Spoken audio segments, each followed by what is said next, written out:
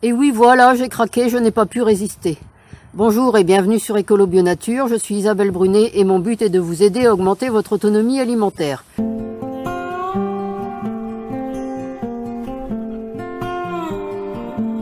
Alors aujourd'hui, je vais vous montrer mes derniers achats. Dans une précédente vidéo, je vous avais dit plus d'achats cette année par manque de budget.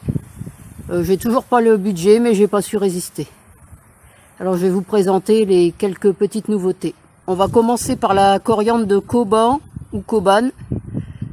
Comme vous le voyez, c'est une succulente. Alors elle a des feuilles persistantes et ça vient du Guatemala. Alors ça, c'est une plante d'intérieur. Ça craint le gel. Et alors son goût, c'est entre la coriandre, la cannelle et le citron. Et on l'utilise cru à la manière d'une épice. Et il lui faut un peu d'ombre, une ombre légère, pas trop d'arrosage et surtout la mettre hors gel. Alors ici encore un gingembre, encore un modèle différent, là c'est un gingembre thaï, un galanga. Alors son goût est supérieur au goût du gingembre, c'est encore meilleur, plus fin.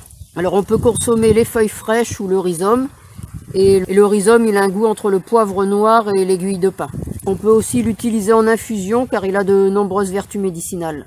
Alors lui aussi va aller dans la maison parce qu'il a besoin de chaleur, d'arrosage.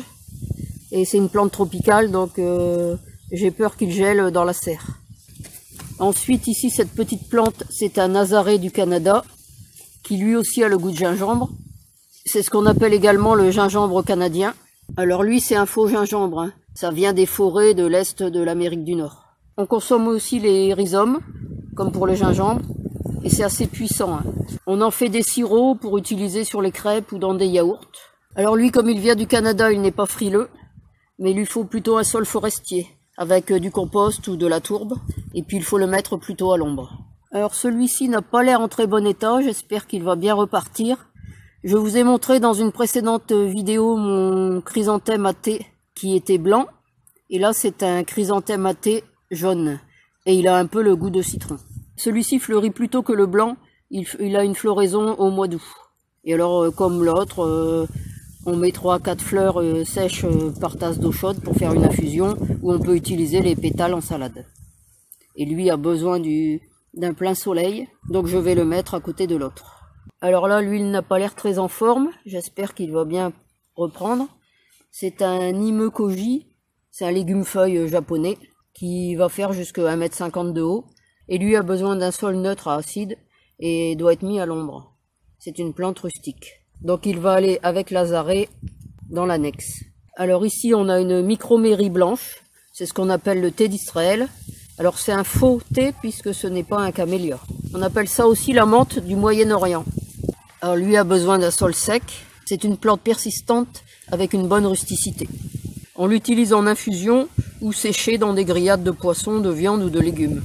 Comme elle vient du Moyen-Orient, c'est une plante qui aime bien le soleil et qui a besoin d'un sol drainant. Enfin, on va terminer par ce cognacier de Chine. C'est la variété Karine. Alors, il a été taillé pour rentrer dans le carton. C'est très rustique. C'est résistant à la sécheresse. Et il lui faut un sol drainant. Et ça va faire à peu près au maximum 3 mètres de haut. Et les fruits ont un parfum vraiment fabuleux. Donc, il va venir remplacer celui qui est ici.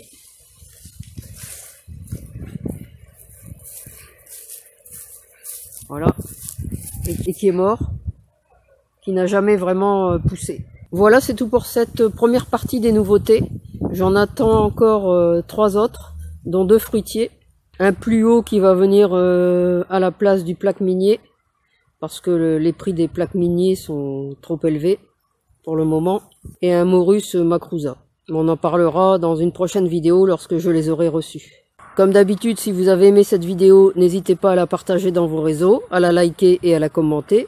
Et puis vous pouvez retrouver de nombreux conseils et astuces sur le jardinage bio et la permaculture sur mon blog www.ecolo-bio-nature.com et dans mes livres. À bientôt!